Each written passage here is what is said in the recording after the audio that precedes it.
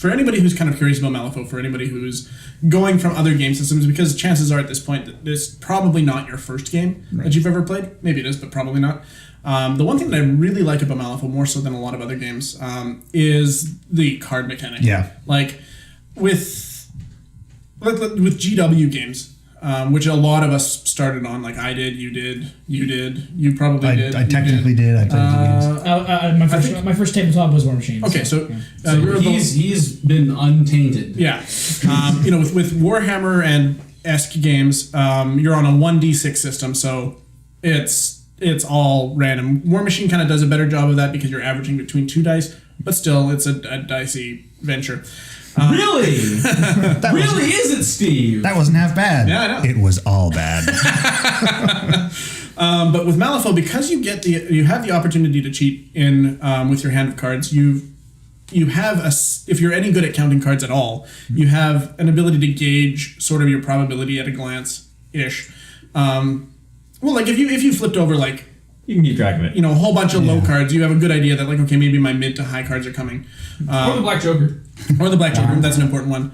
But because you have a hand, if you have that one critical thing you really need to happen, there's a very good chance you'll be able to make that happen. I love that sort of resource managing mechanic. Like there is still obviously a sense of chance where your opponent might have something better, or you could flip the Black or Red Joker. Or you're me, and whenever I need to do that, I flip the Black Joker so I can't cheat it. Yeah. Or you flip the Red Joker so I can't cheat it. Yeah. You asshole. Exactly. Mike, you keep producing sodium. It's getting all over the table. Can you please stop? No, but my body is a salt mine. But it is one of the things that makes, to me anyway, that makes Malifaux a much more competitive game. Because it has a lot more to do with your decisions and a lot less to do with just random chance. Yeah. That being said, there is obviously still random chance. Yeah, there's quite a bit of chance. I don't want anybody to be like, well, so it's all skill. It's not. No. But there's a significant That's chess. More. That's chess, yeah. There's a significant higher degree of skill than in a lot of dice games, and that's one of the things that makes me want to keep coming back to Malifaux. Because you get that less of a feel of just getting screwed. Yeah, I mean, you can't roll Snake Eyes 4 times in a row in Malifaux. Exactly. There's only one Black Joker. That being said, I have... You can flip 4 ones in a row. True. And then the Black Joker. And then 2s, which are usually functionally the same as 1s. Yeah. But then your hand must be awesome. Yeah. You could have a handful of 3s. Okay, well, fair. Yes, this is all technically possible. Yes. But just because you have, like, you can, if you have a shit hand, you can be like, well, maybe I won't try and make that ridiculously risky play. Yeah. And I like that a lot. I also like that it's 100% objective focus, right? Yeah. Although tabling somebody helps. I very nearly did that to you.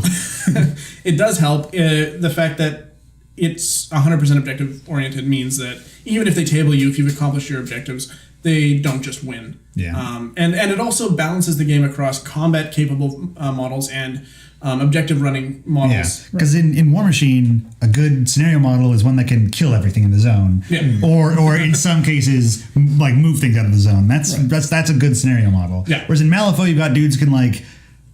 They have tons of different variations on what's a good scenario model. Yeah, you could have something that's super mobile. You can have something that can drop scheme markers because they feel like it. Yeah. You can have like things. Yeah. Like Wish as an upgrade. He's like, hey, at the end of the game, if I'm within 4 inches of a marker, it turns into a friendly one for me. So you just like put him near 2 enemy scheme markers and the game ends. It's a huge buff. But that's like there's nothing like that in War Machine. Yeah. Right. And also, I mean, even your super capable combat monsters, with some exception, Rail Golem notably, they.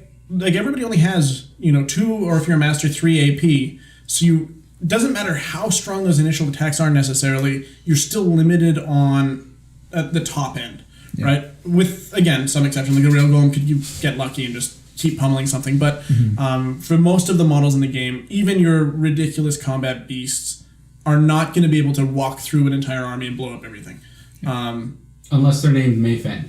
Yeah, but, well, even then. And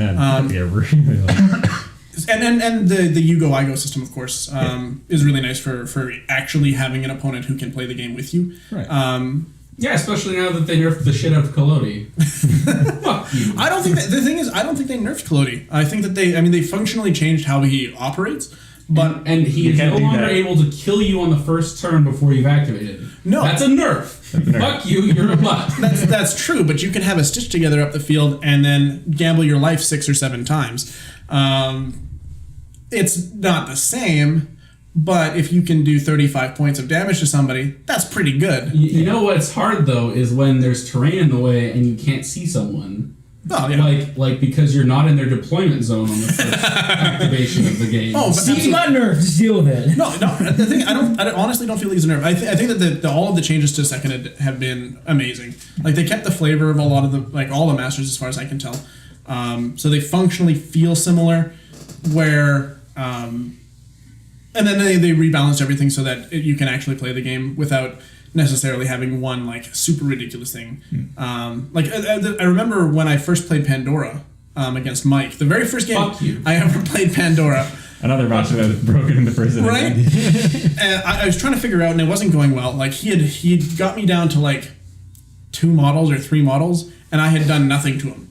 Like nothing. And then you read the card and did the thing. And then I figured, and then I was like, and then it clicked, and I got her, and I tabled him. Yeah. With just Pandora, and you're like, the fact that can't happen anymore is actually really nice for the purposes of playing the game. Steve is the kind of person that picks boss characters in fighting games and then thinks he's good. That's not true. That's not true.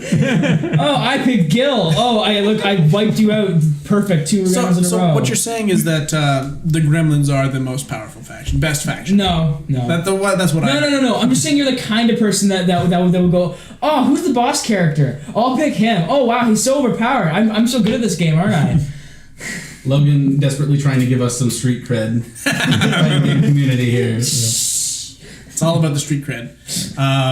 What are your thoughts on the second to third or first to second ed Everything's transition? way more balanced. In general, they were able to keep the theme and I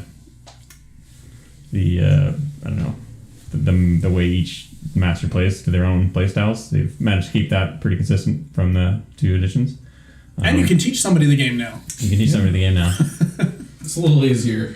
Yeah, well, and the actually like the cards aren't anywhere near as confusing as the previous ones. So separating into like your regular cards and your upgrades makes a huge difference. Well, especially towards the end of 1.5, like it was getting ridiculous. the avatars having 2 full double-sided cards for each model. Well, do you remember Yan Lo's Yan card? Lo? He had 3. He had like 3 cards. And you're just like, what the fuck is this guy? That just feels confusing to me. It was. Yes. And the thing, and not Yes, that, it was. But there was like There's 6 too much to do. There were also 6 or 7 abilities that were functionally similar to other abilities, so you'd end up like. But they all play differently. They play differently. And you're like, and then so you try and explain this to somebody, and they're like, but your guy does the same thing. You're like, no, it's totally different. Yeah. That was the old way Same to do it. thing, Yeah. except. Yeah.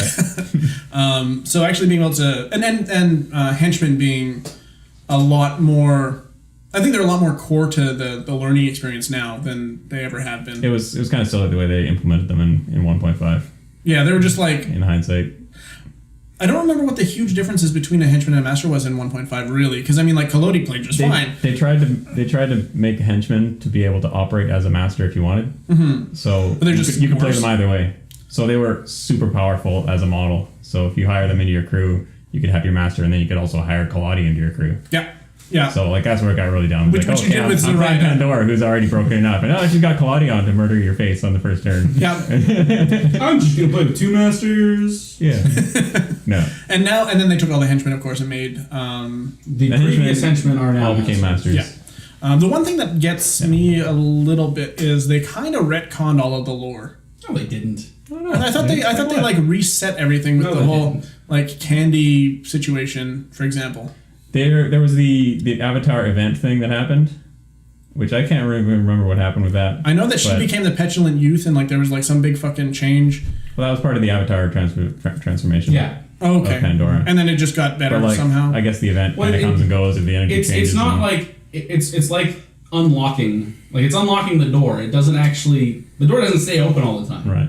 So like that's why like Sonya Creed is kind of crazy. Well, she's not crazy, but she's got the mask on. She's not always flying around as a dragon anymore. Yeah, exactly. I guess we're getting to the point where most of the second ed plastics are out now. I think that there's a couple of omissions, but I think we're about done. There's a bunch of omissions still. Like Yeah. Like I don't think any of the emissaries are out. No, okay, accepting the shifting loyalties book, because there are some new regular models in that as well. Sure. But I mean, like from everything from 1.0 to second ed. It's mostly it's probably still a couple of hangovers. Mostly, yeah. I mean, there's still definitely stuff on the release schedule too. It's like because I think that I mean, like the mobile toolkit, we haven't heard anything about it. So the which one? Mobile toolkit. So there's definitely still some stragglers. Oh, it's a little Totem peon bird. you can bring around. Oh, okay. Yeah. Yeah, like I think that the. Oh fuck! I just lost it. My whole fucking brain just. Congratulations. You're back. Yeah. Thank you. Yeah. But yeah, you're right. Most of them are out in plastic or almost out in plastic, but not quite all of them yet. Yeah, I'm just. I think that, right. That's what I was going to say. I'm getting back to that. One of the big reasons why we took such a big break between 1.5 and second ed was although we had some of the cards, the fact that like we didn't have all the models, you couldn't get the models. Half the models didn't have cards, half the models did, and like the way that they had structured the release schedule was like weird in some cases, where you'd have like some of the core models and none of the like. Dependent models on some of those crews. I think that's a fairly appropriate release schedule, the way they structured it. I don't know. I think that with some of them, I think it might have been better. They couldn't release everything at once, and they couldn't release rules. Get out! Just leave. Okay, bye. And I mean, with the fact that they went to plastics and they have like the steel molds now and stuff like that. Like, I understand like having to do a wave after wave kind of slow grow release schedule. But that definitely contributed to us not playing as much. Can we just take a second and like say that Malifaux models are way better than they have any right to be? Oh, they're gorgeous. For the size of the company. They're also miserably difficult to put together sometimes. Only the very tiny ones, and that's the trade-off for getting the detail. I tried to put together Samuel Hopkins, and he has 3 loops that I actually don't know where they go. 3 little belt loops. And I'm like, I left those off. there's no spot where anything's missing. I'm just looking at like there's this tiny little loop. It's like this big. I need tweezers to hold it. Yeah. And I still think I'm gonna break it. It's probably a crease on his pants you're supposed to. Yeah, I'm just like. Or maybe a nose ring. Well, one of them was like, I think this goes like he has like a strap here. Like I think this goes on the buckle, and it's like it looks like it kind of fits, I guess. Yeah. And I like do that. And I was like, fuck the other 2. I don't even know. I just don't care. Nobody's gonna miss it. And one of the legs was like, why is there a break here? Yeah. Why is it 3 parts for his leg? I get this. I understand, but it is honestly just a consequence of the mold. Yes, I understand why. I get why, but like It doesn't stop me from being frustrated. when you're gluing the somebody's hand to the zombie chihuahua's face, you don't give a fuck anymore about why they're doing it. You're like, this could just be a blob, I don't care. Yeah. Same thing with like Gremlin having separate feet from the body. Oh, yeah. Just the feet, not the leg, not the half the body, not the torso. Yeah. A foot. Detail, motherfucker. One of the orderlies has a syringe and he holds it like this, and the connection is like diagonal on the arm, but there's no way to hold the damn arm to get that angle to line up.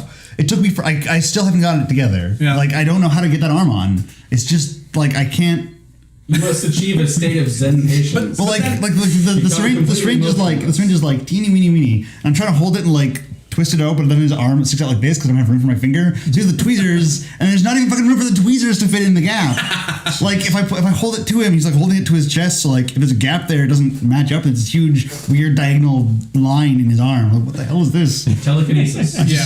I have just given up on that arm. I think I just stuck a little bit of putty in there. It doesn't look very good. But whatever. Some of the models definitely have weird parts that like are oddly difficult to assemble. Yeah. And I will agree though, the models are gorgeous. They're gorgeous, and that's why they're so difficult. Steve, all of the models have weird parts. They are 100% weird parts. Every time you say that, I hope a part of me hopes that like just a good portion of that part of the ceiling will collapse. It's not my fault they named themselves that. That's weird. Yes, it is. and I mean like for you look at some of the transition from 1.0 metals to 2.0 plastics, and not only are the scale is consistent with some minor exception. More consistent, yeah. There's a couple of weird strange. I've removed a word from your vocabulary. Yes. Like differences, but in a lot of cases, like they've got like a kind of a true scale thing going on where it's not like fantasy or heroic scale. The proportions actually make sense in a lot of cases, which makes the monsters look a lot more menacing. I think. Because it's not just like look, he just got bigger arms. Like it doesn't, a lot of them actually make sense. And like I think for like as much as some of the female minis still have like sex appeal, they're also not overdone for the most part. Yeah, you don't have like, I'm wearing a chainmail bikini and the same model is wearing plate. And you're like, wait a minute. Well, I mean, you've got like the Victorias still, but then you've got like Ironsides who's fully clothed and kicks ass, and then you've got things like Joss who are like big burly shirtless guy. I guess not really shirtless, but like I don't feel like that Weird does a lot in terms of like overly sexualized minis. Yeah, it doesn't feel like cheesecake. Other than the ones that are supposed to be. Yeah, there's some that are meant supposed to be like Beckoners and the that makes sense. But I mean, like at least there's a reason for it rather than just like, well, people will probably buy more if there's more titties. Yeah. Like they actually make sense, and then some of the ones that are like more scantily clad and whatnot are also horrific. So you like look at like the doppelganger, for example. You're like, oh, from this one angle, that's I see what they're going for, and then you're like, oh, but she has no skin on her back. I see. Also, zombie hookers. Yeah. Yeah. Well, I mean, I don't know that that those necessarily count, but But even they necessarily count. I don't know if I'd call those sexy. No, I mean they're not. They're clearly not sexy, but like there's a sexy theme with a horrific undertone. That's true. Is what I'm saying. I think the bustiest model I remember is Trixie Belle, which she's definitely got those padded. Which for those of you who may not be aware is a gremlin model that is kind of like a beckoner for gremlins, but repulsive for everyone else. Think like Southern Belle stereotype, except a gremlin. Yeah. And then vomit because that's disgusting.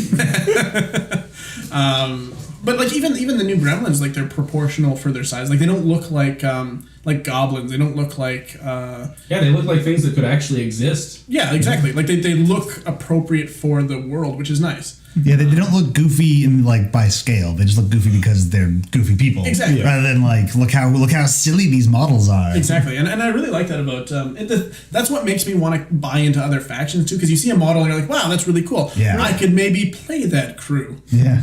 And then you end up with Mark's collection. Well, and yeah, I mean, there's very few weird models I don't like. There are some 1.0 models I like more than some of the 2.0 versions, but that would be the vast minority. The very, very few. Like, I feel like the Collodi box is kind of one of them where he's not as sinister looking as he used to be. Like, he's a little more soft, mostly because of the digital sculpting, I think. Look, it's just because it's implicated instead of, like, right in your face. It's just, you have to... I agree. I mean, and Lord Chompy Bits is definitely much more what he should be than kind of comical. Then wacky waving inflatable arm, two men. Yeah, well, exactly. So, I mean, I really like the direction they're going. What I'm most excited about is... Now that we've seen, like, they've released the first 3 books, we've got basically the range of stuff that used to exist as well as a couple of editions. I'm excited to see what comes up next. Like, what, are they going to do more scenario encounters? Are they going to do... and I know you may have insight that you're not allowed to talk about, but... may or may not. I'm interested in seeing, do they add, like, are there going to be any new masters? Are they going to add any new henchmen? Because we haven't really seen a growth in the game with the exception of some stuff in shifting loyalties. We haven't really seen like a progression of the game for a long time. Well, the campaign was sort of the biggest growth because like the first 2 books are obviously were all of the 1.5 stuff finally released, and then book 2, like we haven't even really seen any of the new stuff from book 2 aside from Crossroads came out for a bit in the starter set. Yeah. Exactly. Well, the starter set was super exciting. I've been bitching about there not being a starter set since 1.0. Yeah. I'm like, why doesn't this exist? This should totally exist. It's just a thing. And then they released this 2-player box, and it's amazing. Like the models are all awesome and useful. The fact you get 2 decks is awesome. Mm-hmm. I don't like that they gave you like this weird code for the rulebook the digital because. Apparently, you need to. I don't know if you ever tried to redeem it because I gave that to him so that he could have like a version of the book, And what I found out afterwards is that you go to the website and then you need like a proof of purchase. So actually, proof of purchase can actually just be the UPC on the box. We threw so, the box out at the store. You email them. I could, yeah. Show them pictures of the model and stuff, and just tell them what happened. We're really good about that's fixing true. stuff with that, and it's a digital book. I mean, they're yeah, no, that's actually absolutely true. And then in my experience, I had to have a couple pieces replaced. Well, I had to have one piece replaced because my Killjoy didn't come with one of his face chains. Why you need separate face chains, I don't know. But been over it like 3 times. I fucking detail, man. Do you want the model to be less detailed? Is that what you want? Anyway, otherwise it's going to be like 3rd edition is going to come out and the models are going to be made of cheese. But okay, so this was actually really interesting because it was the first time I ever had to RMA with Weird, and so I sent away. I sent them an email saying, "Hey, I'm missing his face change." They're like, "Which one is it?" I'm like, "It's this one," and I showed them a picture, and they're like, "Okay, cool." And I'm like, "I also happen to lose Francois's face." And this one wasn't. It was in the box. It was legitimately there. I dropped it somewhere, and now I don't have his face. Is there any way I could just buy that model or that part? Because you can only get him inside of the box, like the Ophelia box. You can't get him separately. And not only did they send me the face chain for Killjoy, they also sent me Francois's head, his whole head, for free. And they're just like, "Yeah, here you go, no problem." I'm like, that's amazing. Like, that's really cool. They didn't have to do that. They could have been like, "No, buy another fucking box, mook." And but they didn't do that. Like, they just totally were 100% behind their product. They didn't really ask me any questions. They're like, "Oh, I fucking lost it. Okay, here you go." I mean, what are you going to do with Francois's face that's going to cost them money? Well, as opposed to like, oh shit, now I'm having a bad time. I'm not going to buy Malifaux stuff anymore. right. No, I know, I understand that, but it's like seeing the kind of customer service where that happens is just really nice. Like, you see a lot of companies where that's very much not the case. And it's clearly not people saying, "Oh, my box like melted or something, and I need my whole crew box replaced" or anything like that. No. Like, But like, I mean, that one was 100% on me. I lost it in some fucking carpet, and I don't know if anybody's ever dropped Malifaux parts in carpet. You guys got ever. But they're still there somewhere. And it was just a really nice, really good experience. So anybody who has any problems, send it off and see what happens. don't necessarily expect a reply back. No. Don't always email you back. But It took a it'll show while up at your house in a couple of weeks. It did take actually, I don't think they responded in an email. I think they just shipped it. And then I got it one day and I'm like, wow, that's cool. So, I mean, I have to imagine that department is probably very small, but that's just really, really cool. Yeah, besides that, I don't think I've ever had any other problems with the with any of the weird kits. And I guess my one gripe out of anything is that you remember the translucent plastics that they were shipping for like their special edition models? I still do. They make still. I don't like that. I think the plastic is really difficult to work with. It's like hard, right? Yeah, it's like hard plastic. Doesn't take plastic glue. Doesn't really take super glue. Mine work with fine. Mine were plastics glue. Really? Yeah. Which I did the translucent Bet Noir. Okay, because I had that translucent Pandora crew, which was a mistake. I shouldn't have got that because now I don't want to paint them, but I want to paint them. So I mean, there's that. I've seen some really cool people. Like, people have done some really cool things with that box, though. Like the Soros and the. Where they paint parts and they like paint like the upper half, and like they have like this translucent green like spirity thing in the bottom. That's really cool. Yeah. But I think that they're probably more talented than I am. So I'm curious as to what everybody's sort of expansion plans are, if there are any anyway. So yeah, my plan is to build the Lucius box, maybe buy a free core specialist, and the Perdito Ortega box at some point. Okay. And how about you? You're working your way through freaking all your Arcanists. Pretty much, yeah. I mean, I've got, I have all except for Marcus for the crew boxes in Arcanist. I mostly built Colette, and all the other ones are all built up. But Colette, like the doves, I haven't bothered to put them together yet, so I've got to work on that. Oh, you do have your Colette box now? Yeah. Okay. Yeah. And I have special ordered the models who are coming out this month. So we've got Snowstorm, Sue, and Angelica. Nice. So I'm excited for them. Did you order those through Connections or through the website? Okay. Yeah. Did you use our channel's discount code? I don't think I did, actually. You motherfucker. Jesus. Did you get a Blessed on the way too? Blessed? No. Oh. Yeah, I'm saving all the beasts for when I go Marcus. Yeah, but Blessed's frozen heart. It jumps around and eats people. It looks weird. It does look weird. Actually, It looks really weird. I think I like the old Blessed better, but the old one's still weird, so it's... Yeah. I That's mean, the point. yeah, well, they're just unusual. Also, devs are really good, by the way. Yeah, I figured like bringing a Oxfordian mage with a nemesis, so it has its own totems built in, so you just have all your stuff. Bring the doves, boom, you've got bonus to cast, boom, you got bonus to damage, and just prompt, and then it goes furious cast, shoot. Yeah, value. with Logan's stuff, we were looking at Jacob Lynch. From what I understand, there aren't really any more models that push brilliance outside of his box. Like, there are. So you want to have depleted, you want to have beckoners, and you probably want to have terror tots as well, because Terror dots. because if he hangs on to a one of masks, basically what they can do is they have a one action that allows them to move, flip a card. If you get a masks, Which you can cheat. you can cheat this. You get an extra walk move, so you get to double walk. For one action, which means that you could potentially walk 4 times if you can guarantee that. Well, his ace in the hole thing, I don't know if that's what it's called, but that's what I think it's called. Ace in the hole, yeah.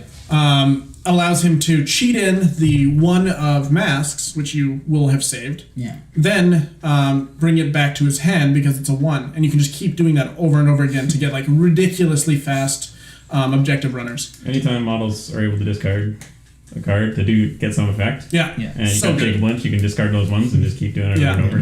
But then as a cost to do that, you have to use creepy demon babies. That's true. Yeah. That's fine. I'm okay. That sounds like a reason to do it. To me. I've already bought a doppelganger and a Sutanen who I plan to Both of those are good. run with his partner. I'd recommend picking up a Graves at some point. I've got Graves and Beckoners along with the Jacob Lynch stuff that he was using already. Okay, cool. Yeah. I'm kind of broke at the moment, so I'm mostly. I know. Well, we've got. I'm sure, between the three of us, we have more than enough Jacob Lynch everything to play. Okay.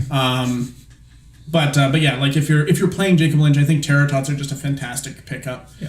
How about you, Mark? What do you not have? Most recently? Yeah. Most recently, I painted up Jackdaw towards the end of last year, I think.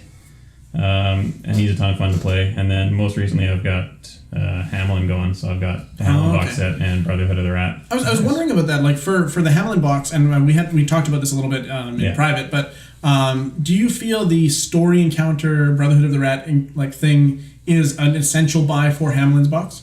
If you want to play it, you don't have to play Hamelin as the Rat King. No. I'm sure there's other ways you can play him. There's multiple ways you can play every master out there. Huh.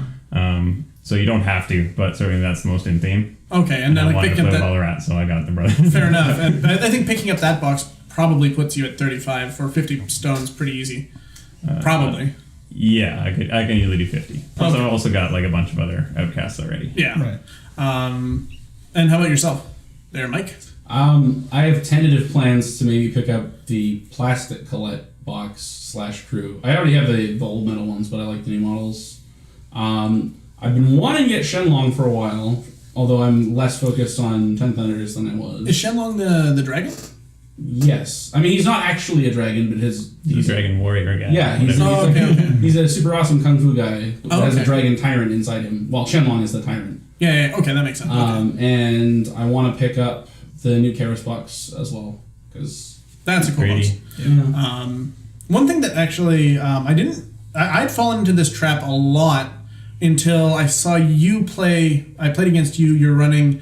What the hell was that crew? I think you're playing Lilith, and you're running the Waldgeist. You're running the Black Blood Shaman. You're running like this. Nekema. Nekema. You're running this what I thought was kind of a mishmash of different things, and it got me thinking about this. Because of the way the crew boxes are designed and sold, I think a lot of people, myself included, initially get into the habit of running with just that crew box and just the dependent models. Whereas there's a lot of potential ridiculous shit you can do if you kind of ignore that a little bit and just look at the whole faction. Because the Waldgeist, Black Blood Shaman, Black Blood synergy bullshit that you pulled, I had no idea that was even possible. And I think that it's important for people to look at crew composition in terms of your objectives and not just to fall into just using whatever came in the box. There's nothing wrong with using just the models from a crew box, and certainly for your first handful of games, it's worthwhile to do so because you get a better feel for the crew and what they do, and then you'll be better able to look at other models in the faction and try and find the other abilities that you feel like you might be missing. Yeah, well, and I think initially it's definitely a good way to start the game and like to progress through the game. But I would encourage people to look past that at a certain point because like there's a lot of, I think, hidden power that you're not really thinking about if you get into that habit. And I know I can speak for myself with that because I'm like this ridiculous shit was you've got these really, really tough Waldgeist with like armor 3, I think. Yeah, 2. Yeah, 2, okay. 1,000,000 armor basically. Yeah. and his black blood shaman gives them black blood. Then he you get to run up with the Waldgeist, who are really hard to kill. Yeah, you run them up so that like you can't really kill them in melee. And then he hits his own guy to trigger Black Blood, which then does 2 damage based on the Black Blood Shaman's thing, right? It's a Black Blood pustule spell, I think. Okay. Yeah. So I hit my own guy, I take a little bit of damage, but then he spreads a whole bunch more damage. Yeah, it's like you take... the wall guy takes 1, your guy takes 2, and you can't avoid the damage. Like, there's no way... There's no card flip from my point of that, because Yeah. it's all my own flips. Yeah, exactly. So you're just like, oh, I take 1 damage, you take 2. I take 1 damage, you take 2. And it doesn't matter how tough your guy is or fucking anything. It's just brutal. But that game really got me thinking about taking models outside of, and it's the same thing with the Terratots and the if you played Jacob Lynch and then you played Lilith for a while, like you played Lilith's box set for a while, you played Jacob Lynch's box set for a while, eventually you might think, you know what, Jacob Lynch has this ability where I could keep throwing the ones out. Yeah. You'd eventually figure that out. Yeah, exactly. And it's same sort of idea. So for newer players, both like Logan and Bryce and I guess I don't know if it counts you a newer player anymore. Kind of, I guess.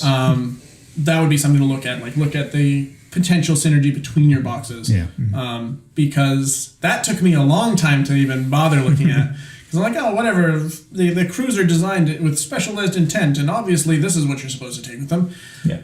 The crews are designed in such a way that, like... They're more or less balanced. Yeah, well, they have a theme. They have very linear strategies to follow, and that lets you sort of learn the game easier because it's ridiculously complicated compared to other games. And then, like Mark was saying, you just once you've played the game a bit and you're more comfortable with that, and you start to see that they're like jigsaw pieces with extra jigs sticking out. Okay. It's like I'm playing Master X or Y, whatever, and I'm having a really problem with this certain strategy or schemes or against a certain type of opponent. Like a rail goal. Opposing faction. I'm having problems with rail goal. Maybe I gotta try and find some kind of things that ignores armor in my faction. That would be nice. Or play Ulix and roughly 700 pigs. There you go. Because they'll all do at least 1 damage. So my question, because you play Neverborn, you play everything, so whatever. What would you take in a Dreamer crew to deal with a Rail Golem? In a Dreamer crew? I don't actually play Dreamer, so Son of a I'm bitch. not actually sure. Fine. In a Pandora crew, I would just paralyze him and, see you later. That's a way to do Or hit him with his own railway tie. That would work. Pandora, yeah. Drop Pandora. Just eat She would him. wreck him. Okay, drop Pandora. That's a good plan. Yeah. How do you beat him with the Dreamer? Drop Pandora instead. Well, I mean, sometimes that's the thing. Like, some crews will have bad matchups against other crews, and that's where you go, okay, well, I'm not going to win this fight, so we're going to concentrate on running objectives. Yeah. And there were definitely some matchups that I faced like that, where just like the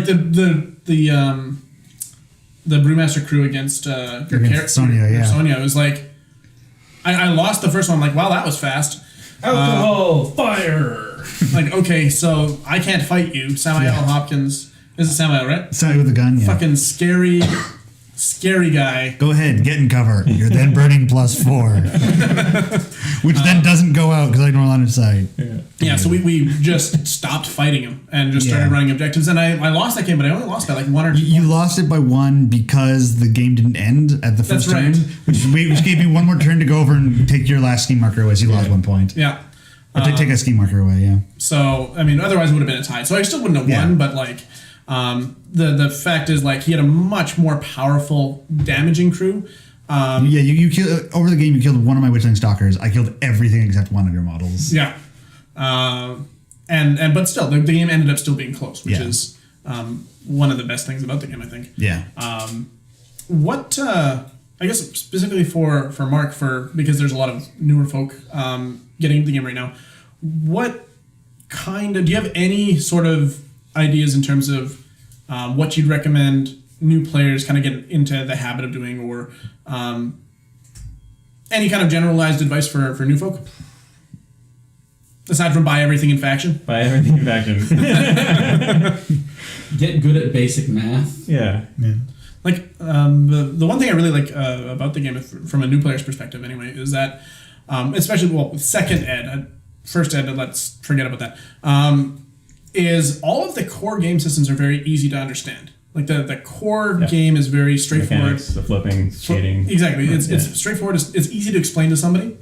The complexity comes in with a whole bunch of different abilities and interaction between models. So when you start off with somebody, and you start off with like a henchman and a couple of dudes, they can get understand the game, they can understand the mechanics, and then you start adding on stuff, and then you kind of build complexity, which is nice. So I guess if I were to recommend something, would be to for new players, start off with just a small henchman game.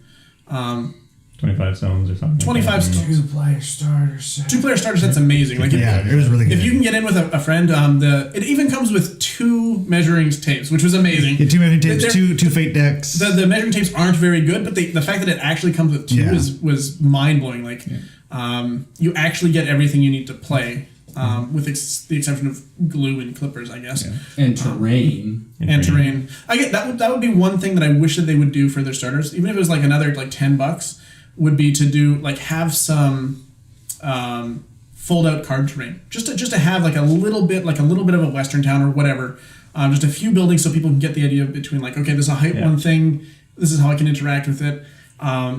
That's the only thing I could think of that would make that even box. Some paper cutouts.